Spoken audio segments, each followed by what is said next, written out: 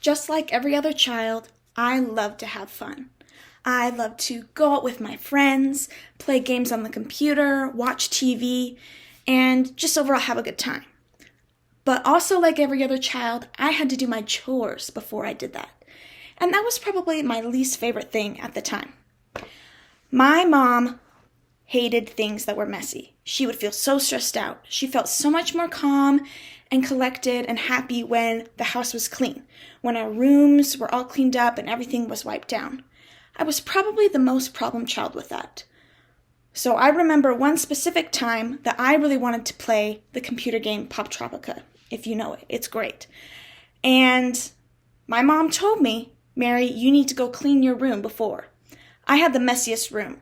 And I loved it because everything that I needed, I could see it right on the floor.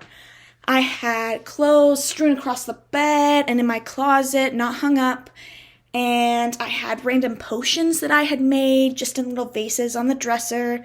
And all these random crafts and nail painting things and old makeup just across the ground. I did not want to clean my room. Why should I if I like the way that my room looks? Well, because I wanted to play the computer right away, I thought, if I just do this as fast as I can and as inefficient as possible, I can just get this done and I can play the computer.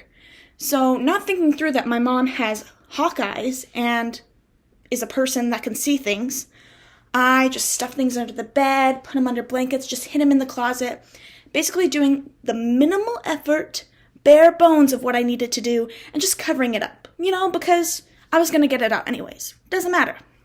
Well, my mom comes in and of course sees everything that I've tried to hide, plus more, because she can just see those things, socks I hadn't found and old projects from like a year ago. So of course she makes me clean it again. Frustrated, I just do basically the same thing. And I probably put away maybe 2 more things. She comes back in and of course she sees them and she gets frustrated.